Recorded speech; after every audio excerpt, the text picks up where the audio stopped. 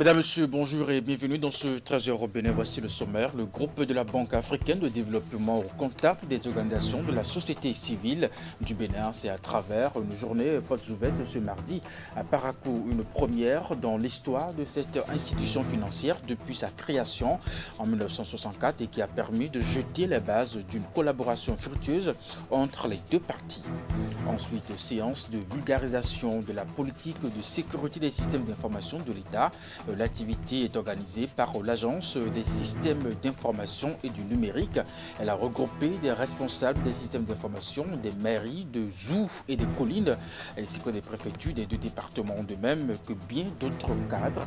Les participants ont eu droit à plusieurs communications. Le résumé est à suivre dans ce 13h au Bénin. Et puis enfin, le Grand Prix littéraire du Bénin 2022 a livré son verdict dans la soirée de ce mercredi. Jules Daniel Amoussou est l'auteur de l'année. Savane du continent reçoit le prix de la maison d'édition et Esquil Agbo prend la place de meilleur journaliste chroniqueur littéraire. Les lauréats ont été dévoilés à la cérémonie officielle de remise de prix tenue au Palais des Congrès de Cotonou. Voilà pour le sommaire de ce 13h au Bénin. À nouveau, bonjour et bienvenue si vous nous rejoignez. Le groupe de la Banque africaine de développement au contact des organisations de la société civile du Bénin, c'est à travers une journée portes ouvertes qui s'est déroulée ce mardi à Parakou, une première dans l'histoire de cette institution financière depuis sa création en 1964 et qui a permis de jeter les bases d'une collaboration fructueuse entre les deux parties. Jacques Dégbé, Ibrahim Bakounouré pour le compte rendu. Les représentants d'organisations de la société civile et des cadres du groupe de la Banque africaine de développement autour d'une même table. Ces consultations de la BAD avec les OSC venus de tout le Bénin ont un but précis. Un gouvernement travaille, il mobilise des gens comme nous, mais la réalité, c'est pour les populations. Et ceux qui sont aux côtés des populations et qui restent avec les populations, c'est très souvent les organisations de la société civile. Elles apportent un contenu qui permet d'améliorer, d'accélérer les effets des projets et les rendre beaucoup plus profitables pour l'ensemble de la population. Donc c'est pour ça que c'est extrêmement important pour nous de venir ici à Parakou, et non pas à Cotonou d'ailleurs. Les échanges auront duré toute la journée avec à la clé plusieurs communications présentées. Les participants sont éclairés entre autres sur l'approche engagement de la société civile de la banque, la stratégie d'intervention de la banque au Bénin, ainsi que la réalisation du portefeuille et les défis. Un comité tripartite regroupant la BAD, les OSC et le gouvernement sera par ailleurs installé pour des échanges permanents. Il nous faudra des personnes qui représentent, que vous reconnaissez tous comme étant des bons représentants de la société civile au niveau national, qui vous connaissent, mais qui connaissent aussi l'institution de la banque, qui ont l'habitude de collaborer avec le gouvernement, donc qui ont l'habitude de ces cadres d'échange, de dialogue et de collaboration institutionnelle au niveau étatique, pour pouvoir au mieux défendre votre voix et vos intérêts. L'occasion fut propice également pour présenter l'écosystème et les dynamiques de la société civile béninoise. À l'arrivée, la rencontre a accouché de plusieurs recommandations. On dira que la Banque africaine de développement, en anglais on dit People Centered Bank, est une banque centrée sur les besoins des populations, et le représentant résident l'a dit ce matin, la BAD c'est votre banque. Dayo Tankien l'a rappelé également dans sa présentation, il n'y a pas de banque s'il n'y a pas de population africaine, parce que c'est la Banque africaine de développement. Et ce qui est important pour nous, c'est qu'il ne s'agit pas seulement d'une banque, parce qu'une banque peut être commerciale, mais c'est une banque de développement, et ça change tout. Une banque de développement n'est prospère que si ses bénéficiaires sont prospères. Et ses bénéficiaires, ses parties prenantes, même ses composantes, c'est vous. Nous avons beaucoup appris. Nous avons mieux compris les opérations de la BAD au Bénin et toute l'importance qu'elle accorde à la société civile. Nous avons retenu également qu'un accent particulier a été mis sur l'approche d'engagement de la société civile développée par la BAD. Les organisations de la société civile béninoise se sont révélées. Preuve que cette relation décente entre la BAD et les OSC béninoises est partie sur de bons auspices. Le prochain forum régional Afrique de l'Ouest de la société civile en 2023 est prévu pour se tenir au Bénin. Plan global des réformes du système de gestion des finances publiques prorogé, bilan et perspectives. C'est autour de ce thème principal que portent les discussions de la 13e revue des finances publiques organisée par la cellule d'appui du pilotage des réformes du ministère en charge des finances. Elle donne l'occasion aux différents acteurs de faire le point de la mise en œuvre d'une série d'actions et de définir les perspectives. Reportage de Clément Achadé et des Rompévis. Tous les acteurs impliqués dans la gestion des finances publiques du Bénin se retrouvent dans cette salle pour la 13e édition de la revue des finances publiques, un élément capital du dispositif de suivi et évaluation de l'ensemble du système de gestion. Une tradition rééditée par la cellule d'appui au pilotage des réformes du ministère de l'économie et des finances. Cette rencontre annuelle offre l'occasion aux divers acteurs de faire le point de la mise en œuvre du plan d'action et de prendre des mesures pour l'avenir. Après une expérimentation en double commande de 2019 à 2021, notre gouvernement a pris l'option de faire basculer notre pays à la gestion en mode programme à partir du 1er janvier 2022, avec comme objectif l'amélioration de l'efficacité de l'action publique pour le bénéfice de tous, citoyens, usagers, contribuables et agents de l'État, d'une part, et l'instauration d'une véritable transparence dans la gestion des finances publiques, en rendant notamment plus visibles les documents budgétaires à la fois pour le Parlement et pour le citoyen d'autre part. Nous voudrions ici saluer la mise en œuvre continue des réformes en matière de gestion des finances publiques, comme par exemple les progrès accomplis dans la transparence budgétaire, la modernisation de l'administration fiscale et douanière, et la bascule intégrale dans la gestion en mode programme depuis janvier 2022. En même temps, il reste de nombreux défis à fort impact auxquels le gouvernement devra faire face à travers la rénovation de ses engagements. C'est pourquoi cette revue permet aux parties prenantes d'échanger en effet sur les choix opérés et des orientations retenues dans la conception des réformes des finances publiques. La marche du Bénin vers la gestion en mode programme, la mise en place d'un système intégré de gestion des finances publiques en sont des exemples concrets. Le représentant du ministre d'État à cette revue s'est réjoui des avancées notées. Je voudrais donc manifester toute la reconnaissance de Monsieur le ministre d'État et saluer l'engagement de nos partenaires techniques et financiers ici présents, notamment l'Union européenne, la coopération canadienne, la Banque mondiale, la GIZ, l'USAID, le système des Nations Unies, les Pays-Bas ainsi que le PNUD. Les performances obtenues traduisent aussi l'efficacité du cadre institutionnel et organisationnel mis en place autour de notre cellule d'appui au pilotage des réformes, cellule qui a pris le relais de l'unité de gestion des réformes des finances publiques. Avec ces avancées notables dans la gestion des finances publiques du Bénin, de bonnes perspectives s'annoncent. Les acteurs ici présents auront donc à évaluer les différentes actions engagées en vue d'améliorer encore la performance de gestion des finances publiques du Bénin. Nous restons dans les finances, atelier sur les pratiques de gestion pour une meilleure rentabilité de la technologie au sein des systèmes financiers décentralisés. Il est organisé par le projet Appui au développement, à la professionnalisation et à l'assainissement de la microfinance, mise en œuvre bien entendu par Développement International Desjardins. Les travaux sont lancés ce mercredi dans la salle des fêtes du Majestic de Fidjrosser. Au cours de cet atelier, une étude commanditée par le projet et réalisée par 2 experts fera l'objet des réflexions. Les détails dans ce reportage de Ouliatou Sanoussi, Moufi de Savouran.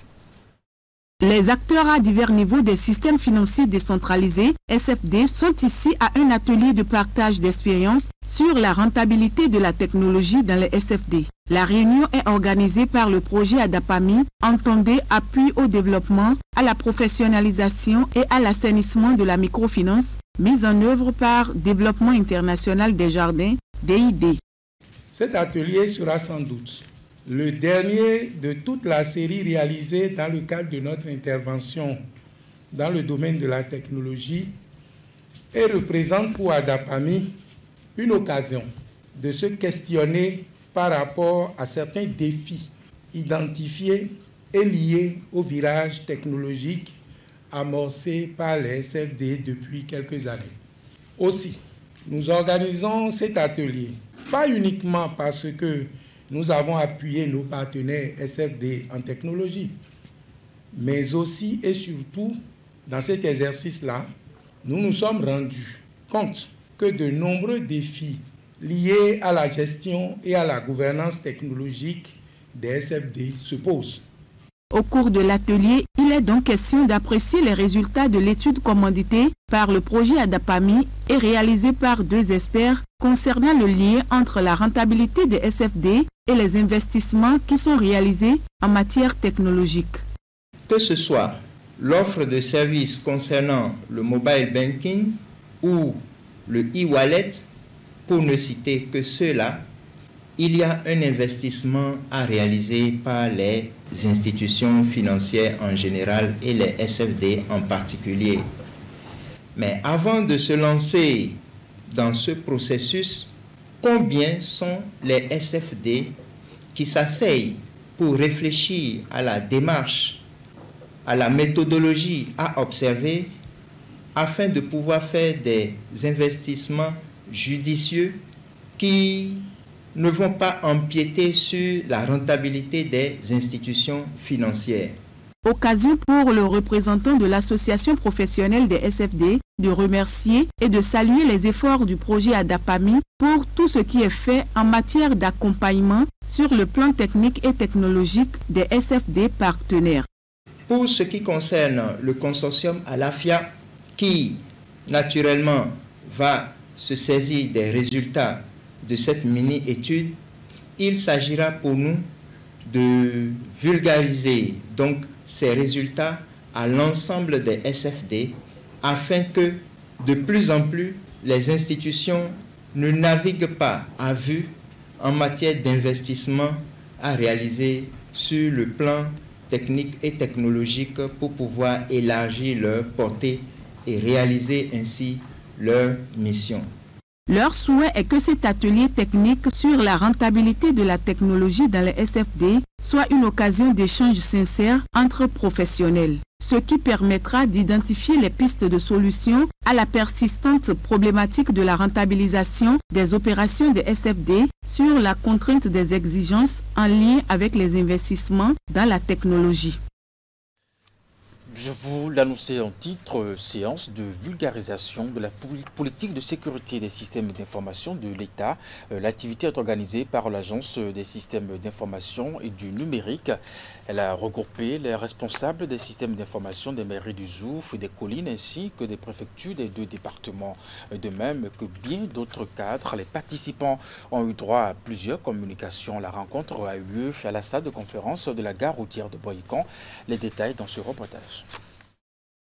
Rassemblés dans une même salle à la gare routière de Boïkan, les invités dans l'ensemble sont les responsables des systèmes d'information des mairies et préfectures ainsi que d'autres cadres. Ils ont été conviés par l'Agence des systèmes d'information et du numérique ASIN et viennent des différentes communes du Zou et des collines, de même que des préfectures des 2 départements. La séance s'inscrit dans le cadre de la vulgarisation de la politique de sécurité des systèmes d'information de l'État, PSSIE.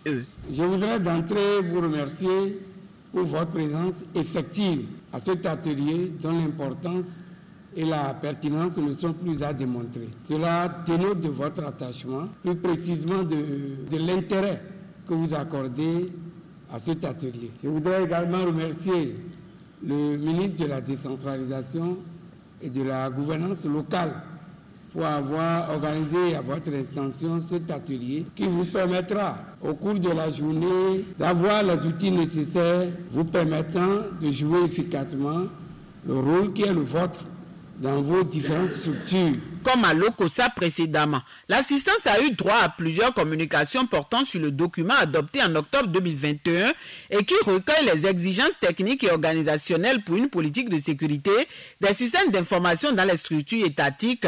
Le rendez-vous a été l'occasion de visiter le contenu du document, mais aussi d'aborder les règles d'hygiène de base pour une sécurité numérique personnelle améliorée. Il doit prendre conscience de ce document et déjà commencer par nommer un RSSI, un responsable de la sécurité des systèmes d'information s'inspirer de cette PSSIE pour décliner leur propre politique de sécurité des systèmes d'information spécifiques, tout comme chaque commune et chaque préfecture et chaque structure de l'État concerné. Vous voyez un peu, donc la PSSIE concerne aussi les entités, les sociétés d'État. Dans ce qu'on attend, ils se l'approprient, ils prévoient les budgets nécessaires, ils se structurent sur le plan organisationnel au niveau de leur AOF pour prévoir cette fonction RSSI, leur donner les ressources nécessaires pour opérationnaliser ces fonctions. Ce que nous allons faire arriver dans nos entités différentes, c'est de pouvoir informer tout le personnel afin que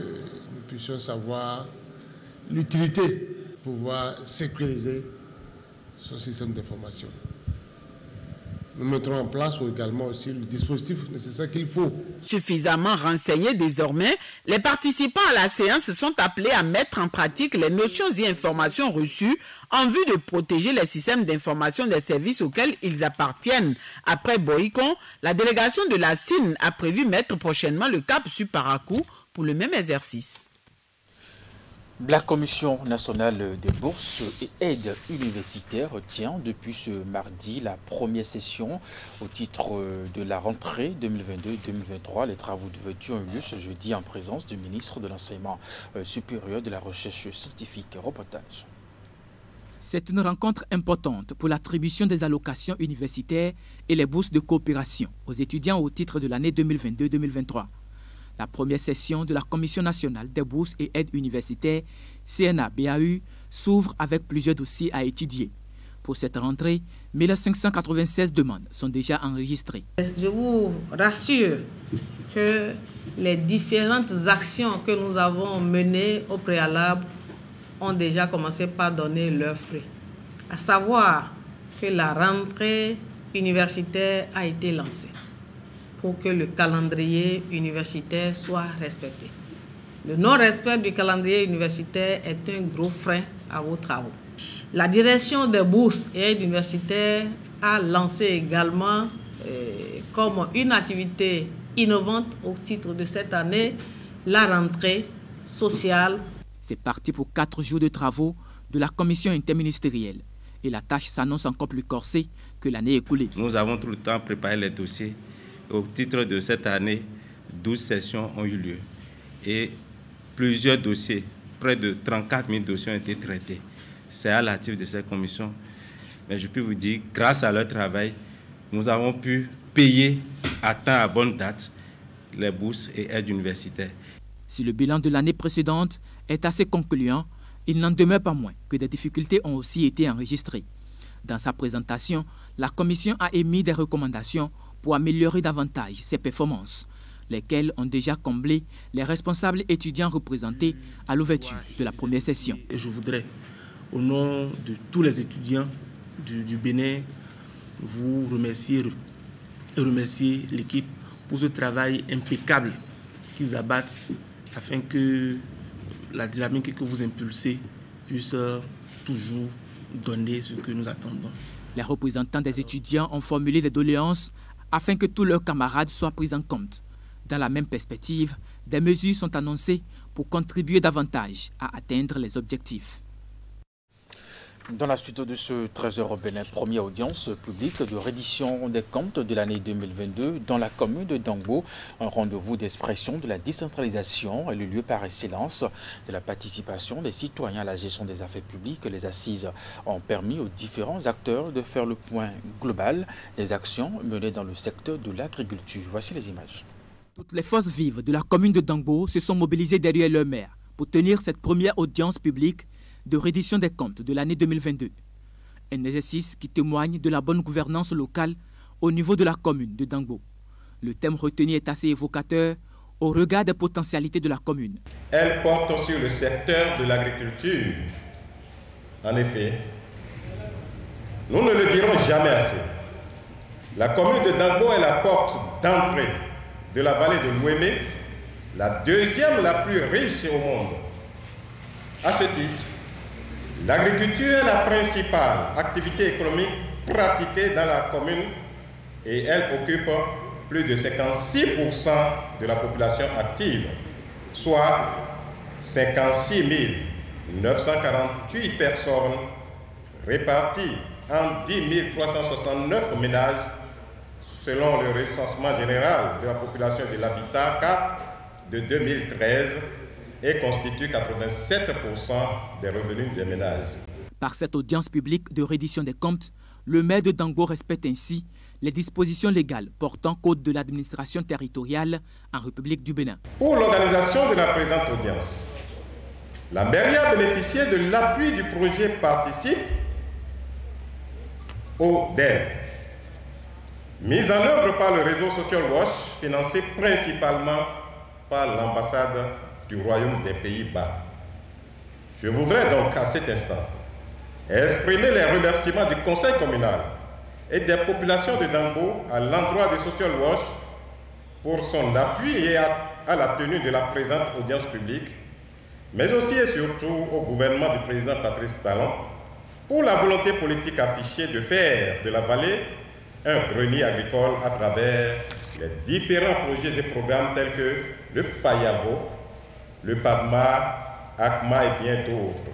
Un rendez-vous d'expression de la décentralisation est le lieu par excellence de la participation des citoyens à la gestion des affaires publiques. C'est la meilleure occasion au cours de laquelle ceux à qui nous avons donné mandat de diriger notre commune viennent de nous rendre compte de leur gouvernance. C'est un devoir pour chacun de nous d'être présent car le compte rendu est pour tout le monde, quoi qu'en soit son bord politique ou sa confession religieuse ou son âge. Enfin, je voudrais très sincèrement remercier le maire de la commune de Dango et son conseil pour avoir organisé cette première audience publique de reddition de comptes pour le compte de cette année 2022 et profiter de cette belle occasion que vous m'offrez pour vous exhorter à organiser, malgré vos préoccupations, une deuxième reddition de comptes de cette année avant le 31 décembre 2022.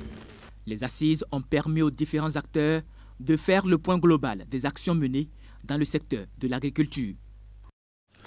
Le Royaume de la Belgique dote les formations sanitaires de l'Atlantique et du Koufou de 7 véhicules neufs dans le but justement d'amoindrir les peines en termes de mobilité des agents en service dans ces deux directions départementales. L'Agence belge de développement à travers Enabel a remis officiellement les clés de ces 4 roues à l'État béninois ce mercredi. C'était au ministère de la Santé. William Cliquant, Rachidi Soubérou. 5 pick-up, 2 autres véhicules de type Prado pour désormais desservir les services publics et les centres de santé des 5 zones sanitaires de l'Atlantique et du Koufou.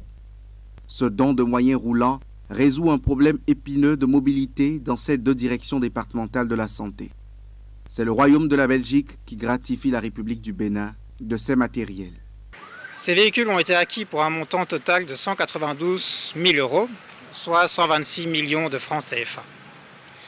Il est important de souligner que ce matériel vient en réponse à la demande des structures appuyées afin de renforcer leur capacité opérationnelle à l'organisation adéquate des activités de suivi et de supervision. Je souhaite vivement que ce matériel serve à la consolidation effective des stratégies visant une meilleure accessibilité des populations à des soins de qualité. Les moyens roulants constituent un matériel précieux dans le système de santé car ils permettent aux responsables à divers niveaux de remplir leur mission de supervision, de suivi et de renforcement de capacité du personnel du niveau opérationnel. Les départements et zones sanitaires de l'Atlantique et du Koufou que le programme Passeris a pu font partie de ceux qui ont un besoin important en matériel roulant. Je voudrais ici vous rassurer de ce que les 7 véhicules seront utilisés par les structures bénéficiaires aux fins auxquelles ils sont destinés et vont bénéficier d'une maintenance préventive et curative systématique et d'une assurance appropriée. L'acquisition de ces matériels roulants s'inscrit dans la continuité des actions menées par le Royaume de la Belgique au profit du Bénin à travers le programme Passeris. Un programme qui a déjà appuyé les structures sanitaires en gestion de données médicales en soins obstétricaux et néonataux d'urgence, ainsi qu'en matière d'accès à la planification familiale et bien d'autres. Littérature pour finir, le Grand Prix littéraire du Bénin 2022 a livré son verdict dans la soirée de ce mercredi. Jules Daniel Amoussou est l'auteur de l'année. Savane du continent reçoit le prix de la maison d'édition et Eskil Agbo prend la place du meilleur journaliste chroniqueur littéraire. Les lauréats ont été dévoilés à la cérémonie officielle de remise des prix tenue au Palais des Congrès de Cotonou. Les temps forts de cette 4e édition avec William Cliquant, Rachidi Sobero. Je voudrais d'abord dédier ce prix aux 9 finalistes du Grand Prix littéraire. Le fair play caractérise l'homme. L'auteur de l'ouvrage Camp Zéro, le meilleur d'entre tous, au Grand Prix littéraire édition 2022. Jules Daniel Amoussou succède à Raouf Mama et obtient le trophée de prestige en plus d'une enveloppe de 5 millions de francs CFA. J'étais finaliste. Et en venant à la cérémonie, j'étais venu avec un discours de 3 pages, au cas où. Cette année, je n'ai pas préparé de discours. Je voudrais également féliciter toute l'équipe des éditions Fous sans frontières.